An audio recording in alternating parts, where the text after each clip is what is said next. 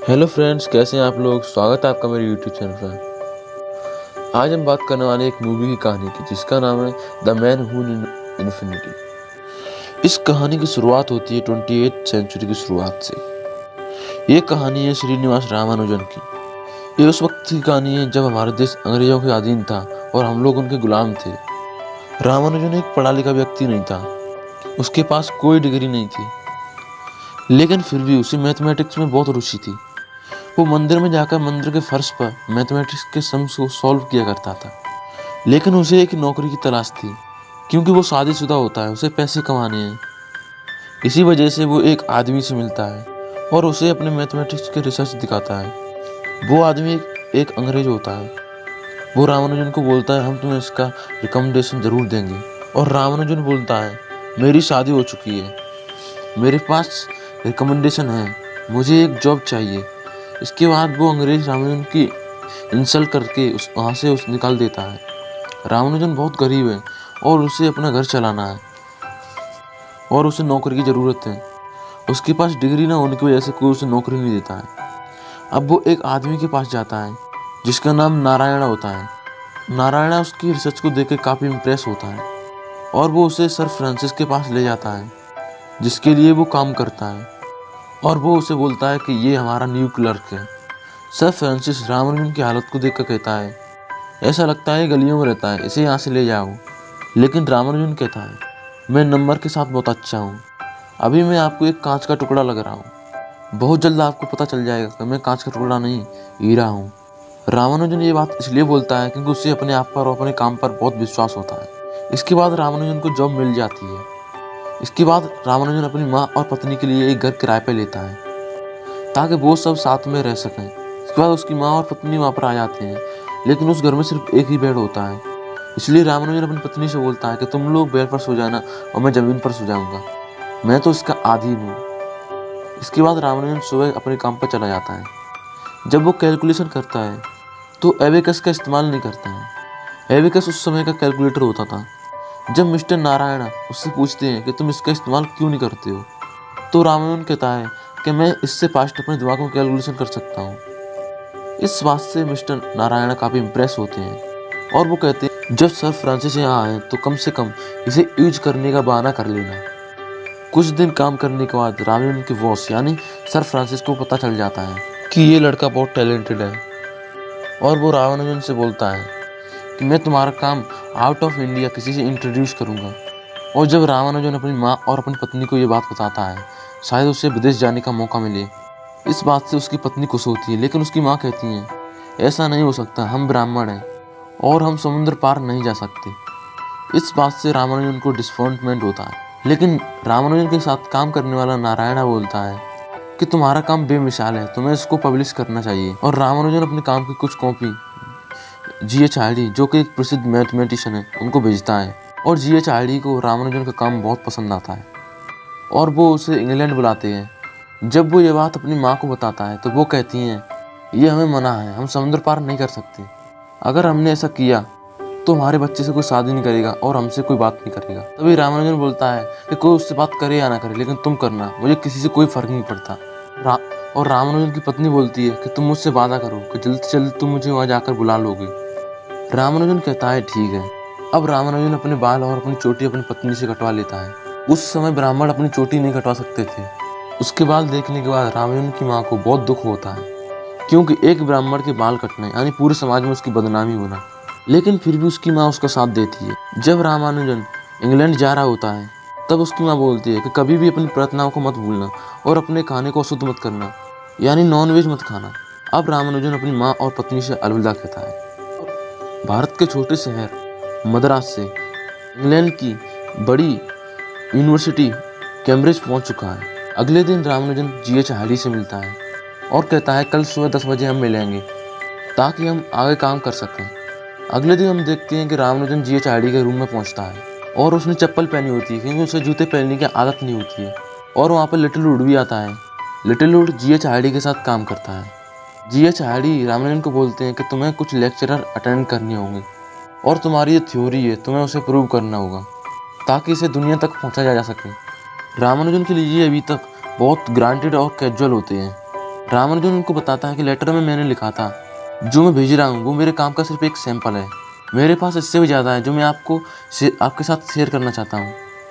इसके बाद वो उन्हें एक नोटबुक देता है, उसमें मैथमेटिक्स के बहुत सारे फार्मूलेस और थ्योरीज लिखी होती हैं। जब लिटिल लुड और जीएच हार्डी उसको देखते हैं तो वो हैरान हो जाते हैं। तभी रामानुजन एक और नोटबुक निकालता है और कहता है कि मेरे पास एक और है। ये सारे के सारे रामानुजन की खुद की डिस्कवरीज होती हैं। अगले दिन रामानुजन एक क्लास में जाता है और वहाँ पर ब्लैक बोर्ड पर एक मैथमेटिकल थ्योरम होती है और जो लेक्चरर होता है वो रामानुजन से कहता है कि तुम समझते हो? रामानुजन कहता है हाँ मैं समझता हूँ। और लेक्चरर बोलता है कि लेकिन तुमने कोई नोट्स नहीं लिए, अगर तुम इसको समझते हो तो तुम इसको करके दिखाओ। और रामानुजन कुछ ही पलों में उस थ्योरम को सॉल्व कर देता है। और लेक्चरर पूछता है कि तुमने कैसे किया, जबकि मैंने थ्योरम का प्रूफ कंप्लीट ही नहीं किया। रामानुजन बोलता है मुझे नहीं पता, मैंने कर दिया। इसके बाद लेक्चरर रामानुजन से कहता है कि दोबारा से मेरी क्लास में ये सब मत करना और निकल जाओ मेरी क्लास से। और वो रामानुजन को वहाँ से निकाल देता है। जहाँ पर रामानुजन को उसके काम के लिए उसको सम्मान देना चाहिए, वहीं पर उसकी इंसल्ट की जाती है। और इस भेदभाव से रामानुजन को बहुत दुख होता है। जब जीएच हार्डी रामानुजन से पूछते हैं कि तुमको उस थ्योरम का जवाब कैसे पता चला जो लेक्चरर ने ब्लैक बोर्ड पर लिखी थी, रामानुजन बोलता है कि वो अपने आप मेरे दिमाग में आ गई, मुझे कुछ नहीं। रामानुजन कहता है मुझे समझ नहीं आता कि हम प्रूफ ढूंढने के लिए अपना टाइम वेस्ट क्यों कर रहे हैं, मेरे पास फॉर्मूलास हैं। जीएच हार्डी बोलते हैं मैं तुम्हारे सारे काम को देख चुका हूँ, मुझे उसकी वैल्यू पता है, लेकिन उसे समझाने के लिए हमें प्रूफ की ज़रूरत होती है। इसके बाद जीएच हार्डी उसे बाहर ले जाते हैं। वहाँ पर न्यूटन की एक किताब होती है। वो उसे समझाते हैं कि न्यूटन की ये किताब हमारा मार्गदर्शन करती है क्योंकि इस किताब में लिखी हुई हर चीज़ का प्रूफ है डिटेल में, जबकि हमारी किताबों का कोई प्रूफ नहीं है। अगर तुमने उनकी डिटेल लिख दी तो मुझे विश्वास है कि एक दिन हमारी किताबें भी इसी जगह रखी जाएंगी। दरअसल प्रूफ का मतलब ये होता है कि रामानुजन ने जो भी थ्योरम सुलझाई है उसका स्टेटमेंट देना पड़ेगा कि उसने जो किया है वो क्यों किया है, उसके पीछे का रीजन क्या है। और ये सारी रीजनिंग बहुत ही ऑथेंटिक होनी चाहिए, तभी रामानुजन के काम को और रामानुजन को दुनिया मैथमेटिशियन एक्सेप्ट करेगी।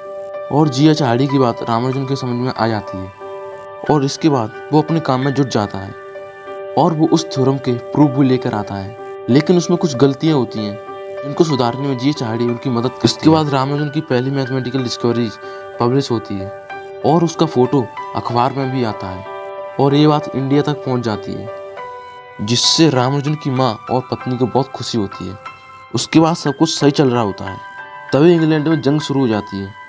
तभी रामानुजन जानकी यानी अपनी पत्नी को पत्र लिखता है और बताता है कि इंग्लैंड में जंग शुरू हो गई है, ऐसे में उसका आना ठीक नहीं होगा।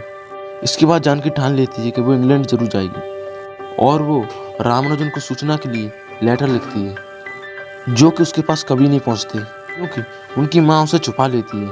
क्योंकि रामानुजन की माँ को लगता है अगर जानकी वहाँ चली गई तो रामानुजन कभी वापस नहीं आएगा। इंग्लैंड में जंग की वजह से और लिटिल लुड भी जंग में शामिल होना चाहता है जो कि जीएच हार्डी के साथ काम करता है। लिटिल लुड रामानुजन को काफ़ी पसंद करता है क्योंकि वो उसकी क्षमता जानता है।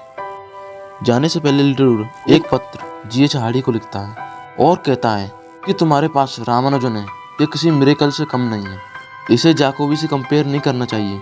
दरअसल जाकोबी अपने वक्त की बहुत बड़ी मैथमेटिशियन थी।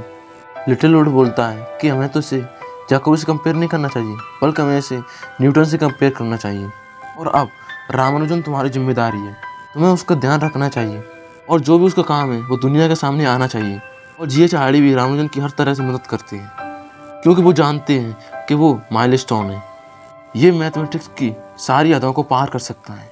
लेकिन जंग के समय में रामानुजन के साथ अच्छा व्यवहार नहीं होता है, उसे लोकल पुलिस द्वारा बहुत पीटा जाता है। रामानुजन इस माहौल में फिर भी अपने काम को करता रहता है। धीरे धीरे रामानुजन की तबीयत खराब होना शुरू हो जाती है। जब वो चेकअप कराता है तो डॉक्टर बताता है कि तुम्हें ट्यूबरक्लोसिस है, लेकिन रामानुजन ये बात जीएच हार्डी को नहीं बताता। साथ साथ जीएच हार्डी रामानुजन की रॉयल सोसाइटी में मेंबर बनने की जो अपील करते हैं वो खारिज हो जाती है। रामानुजन चारों तरफ से परेशानियों से घिर चुका है, उसकी तबीयत खराब है, उसकी अर्जी को खारिज कर दिया है, उसकी पत्नी का भी कोई संपर्क नहीं है। इन सब बातों से फ्रस्ट्रेट हो जाता है और वो रेलवे स्टेशन में जाकर ट्रेन के सामने कूद जाता है। ट्रेन का कंडक्टर उसे देख लेता है। इसके बाद रामानुजन ले जाया जाता है और वहाँ पर जीएच हार्डी भी आते हैं। अब जीएच हार्डी को पता चल चुका होता है कि रामानुजन को टीबी है और वो ज़्यादा दिन तक जिंदा नहीं बचेगा। डॉक्टर जीएच हार्डी को बताते हैं कि अगर कोई राम बचा सकता है तो वो है प्रे, इसके अलावा इसका कोई इलाज नहीं है। और जीएच को पता चलता है कि रामानुजन की ज़िंदगी में इतनी सारी मुसीबतें चल रही होती हैं और वो रामानुजन से कहते हैं अगर तुम मुझे पहले बता देते तो मैं तुम्हारी पहले मदद कर पाता। रामानुजन को वो ये भी बोलते हैं कि मैं अच्छा दोस्त नहीं हूँ, मैं कभी नहीं था, मेरी ज़िंदगी केवल मैथमेटिक्स है, इसके अलावा कुछ भी नहीं। इसके बाद रामानुजन जीएच को बोलते हैं कि आपको पता है मुझे मैथमेटिक्स के नए नए आइडियाज़ कहाँ से आते हैं। वो कहते हैं हाँ। रामानुजन कहता है मेरे ईश्वर नामागिरी मेरे से बात करते हैं, जब मैं सोता हूँ, जागता हूँ, प्रे करता हूँ, तब सारे फॉर्मूलेस मेरे दिमाग में डाल देते हैं। आप मुझ पर विश्वास करते हैं? तभी जीएच बोलते हैं मैं भगवान पर विश्वास नहीं करता, मैं ऐसी किसी चीज़ पर विश्वास नहीं करता जिसको मैं प्रूव न कर पाऊँ, लेकिन मुझे तुम पर विश्वास है। रामानुजन उन्हें थैंक्स बोलता है, कहता है मैं जल्द से जल्द उस काम को ख़त्म करना चाहता हूँ जो मैंने शुरू किया है। उसके बाद मैं अपने देश, अपने घर वापस जाना चाहता हूँ। आप मुझे वादा करिए, चाहे मैं कहीं भी मरूँ, आप मुझे मेरे घर लेकर जाओगे। जीएच कहते हैं कि तुम इतनी जल्दी मरने वाले नहीं हो। रामानुजन इतना कमज़ोर और बीमार है, फिर भी नंबर्स, थ्योरीज, पेशेंस के ऊपर काम करता है और वो अपने काम को कंप्लीट कर लेता है। और उसके काम को देखकर कैम्ब्रिज यूनिवर्सिटी के बड़े से बड़े मैथमेटिशियन, बड़े बड़े लेक्चरर्स सबके होश उड़ जाते हैं, क्योंकि रामानुजन का काम बेमिसाल होता है और किसी को भी यकीन नहीं होता कि वो इस काम को पूरा कर सकता है। जीएच एक बार और चाहते हैं कि रामानुजन को रॉयल सोसाइटी की फेलोशिप मिले। इस बार उसे फेलोशिप मिल जाती है। हालांकि कुछ लोग भी होते हैं जो नहीं चाहते कि उसे फेलोशिप मिले, क्योंकि वो एक इंडियन है, लेकिन जीएच के प्रयासों से उसे ये सम्मान मिलता है, जो कि उसके लिए अपनी ज़िंदगी में बहुत बड़ी अचीवमेंट है।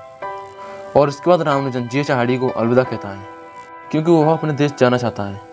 जीएच को इस बात का बहुत दुख होता है, क्योंकि वो नहीं चाहते हैं कि वो जाए, वो चाहते हैं कि वो उनके साथ काम करे, उसको अपने परिवार के पास जाना होता है। इसके बाद रामानुजन अपने देश इंडिया वापस आ जाता है और वापस आने के बाद वो बीमारी से नहीं जीत पाता और 1 साल के अंदर उसकी मौत हो जाती है। और रामानुजन की मौत की खबर जीएच को मिलती है।